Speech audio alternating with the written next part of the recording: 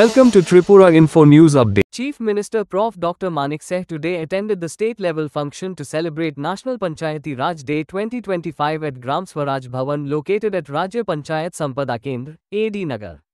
Addressing the gathering, the Chief Minister stressed on the importance of empowering Panchayati Raj institutions for strengthening democracy and inclusive rural development.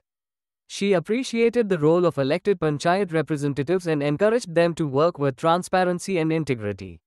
The function was attended by officials, Panchayat members and other dignitaries.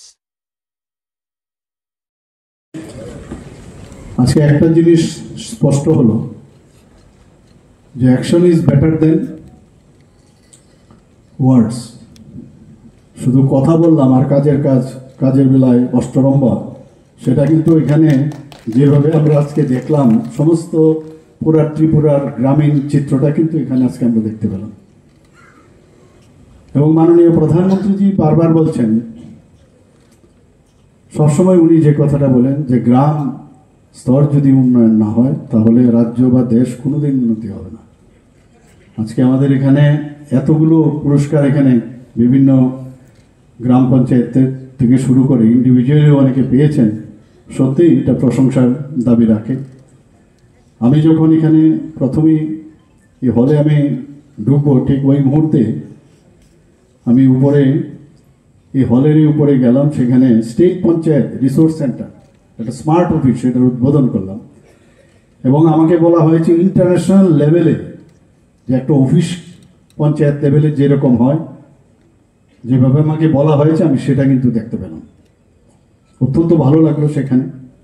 আজকে আমরা annual report 2024-25 সেটাকে উন্মোচন আমরা করলাম, যে ওনারা কী কী করেছেন বিস্তারিতভাবে। আপনারা নিশ্চয়ই এগুলো আপনারা জানেন, কিন্তু লিখিত আকারে যখন এগুলো আপনারা পড়বেন নিজেদের মধ্যেও কিন্তু অনেক আপনাদের মধ্যে কনফিডেন্স ডেভেলপ করবে।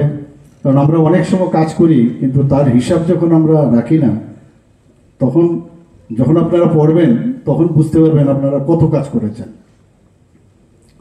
তাছাড়া এখানে স্পেশাল এডিশন গ্রামীণ সৃজন ন্যাশনাল পঞ্চায়েত রাজের যে সেটারও আমরা এখানে উন্মোচন করলাম।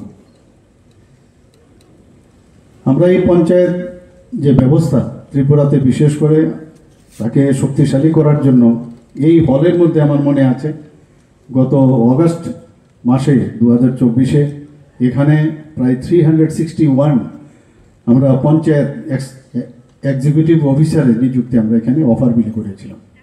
এখন ওনারা কাজ করছেন। এবং আমার স্বাগত ভাষণে আমাদের এখানে যিনি পুরো বিস্তারিত আলোচনা করেছেন আমাদের সেক্রেটারি মহোদয়, আপনারা বুঝতে পারছেন আমাদের ত্রিপুরা রাজ্যের পঞ্চায়েতি রাজ ব্যবস্থা আমরা কোন জায়গায় এখন আছে, কোন স্তরে আছে। এবং সেটা কিন্তু শুধু বসে থাকলেও হবে না, ইনোভেটিভ আইডিয়াও লাগবে, গতানুগতিক কাজে কিন্তু হবে না। তো আজকে এই ফ্লাডের সময়ে আমি অত্যন্ত খুব ভালো লাগলো কীভাবে ইনোভেটিভ ওয়েতে এবং নিজের একে সাহস করে যেভাবে জলের ব্যবস্থা করলো, আমি ধন্যবাদ দেবো ওনাকে। এত সুন্দর একটা কাজ করলো, সবাই all peoples are moved by his performance. এটার জন্য আলাদা পয়সা বা আলাদা কিছু নাই, ভিতর থেকে আসতে হবে যে আমার কিছু একটা করার প্রয়োজন। এই যে দেশের জন্য ভাবনা, রাজ্যের জন্য যে ভাবনা, সেটা কিন্তু আমাদের ভিতর থেকে আসতে হবে। অনেক জিনিস আমাদের খারাপ জিনিসগুলো মাথায় আসে, একটু চিন্তা করতে হবে যে আমি আমার এই মাটিতে আমার জন্য, এই মাটির জন্য আমার দেশের জন্য কিছু করার প্রয়োজন। সবাই তো আর সারা জীবন বেঁচে থাকবে না, কিন্তু কাজটাই মনে থাকবে। তো সেইভাবে আপনারাও যদি আরও বেশি কাজ করেন, এবং আমি যারা এখানে সভাধিপতিরা আছেন, দপ্তরের সচিব শুদ্ধ সবাইকে আমি একটাই অনুরোধ রাখবো যে 1 মাসের মধ্যে আপনারা চেষ্টা করবেন, যদি এখনও আপনারা গ্রাম সভা ইত্যাদি করেন, কিন্তু 1 মাসের একটা বছর 1 মাসের মধ্যে করুন যে রোড ম্যাপ আপনি আগামী দিন কি করতে চান, এবং তার শিডিউল বানিয়ে সেগুলো সম্পূর্ণ হয়েছে কিনা তার মনিটরিংয়ের ব্যবস্থা নিশ্চয়ই আপনারা করবেন।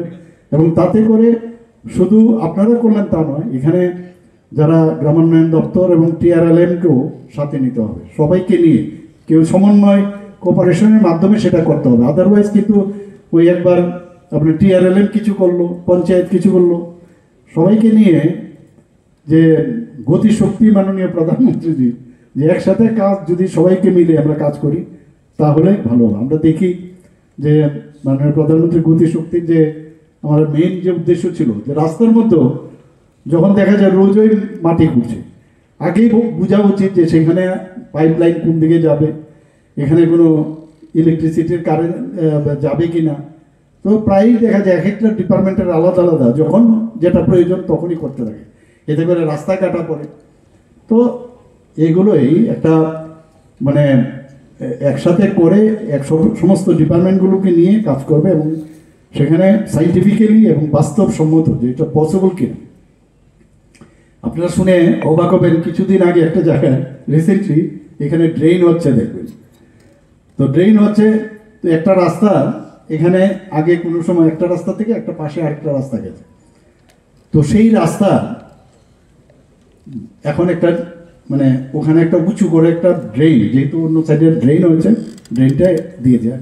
তো এই দিকের যে রাস্তাটা সেটা কিন্তু এই রাস্তাটা কিন্তু এইরকম, অর্থাৎ বৃষ্টির জল যদি আসে এই জলটার যে মানে ওই যে রাস্তার যে নিচ যে অবস্থানটা সেটা অপোজিট যে রাস্তাটা আছে তার সমান, অর্থাৎ জলটা যদি আসে তো এই জলটা কিন্তু তাহলে ওখানে স্ট্যাগনেন্ট হয়ে যাবে, বাঁধের মতো অবস্থা হবে।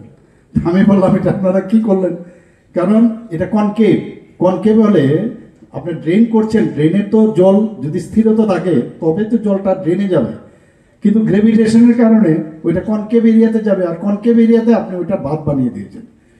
তো এই যে আমি কথাটা হচ্ছে, এটা আমি বলছি না যে আমি ইঞ্জিনিয়ার, কিন্তু অনেক সময় কী হয় এগুলো যদি বাস্তব যে বিষয়টা যে এটা হচ্ছে কি হচ্ছে ভাঙো, আবার কেন ভাঙবো, আগের থেকে আমার ডিসিশন নিলে সুন্দরভাবে করা যায়। তো এইগুলো আপনারা আগের থেকে বুঝে নেবেন, জল ড্রেন করবেন, ড্রেনের জল কোন দিকে যাবে, যাওয়ার পরে সেই জলটা আবার কোন জায়গায় পড়বে, পুরো বিষয়টা একদম বাস্তবসম্মত উপায়ে আপনারা চিন্তা করেন। এবং আমি যারা ইঞ্জিনিয়াররা আছেন তাদেরকেও আমি বলবো যে এই বিষয়গুলো স্পটে গিয়ে এই বিষয়গুলো দেখা। Subscribe to Tripura Info and press the bell icon so that you never miss any latest updates and news on Tripura.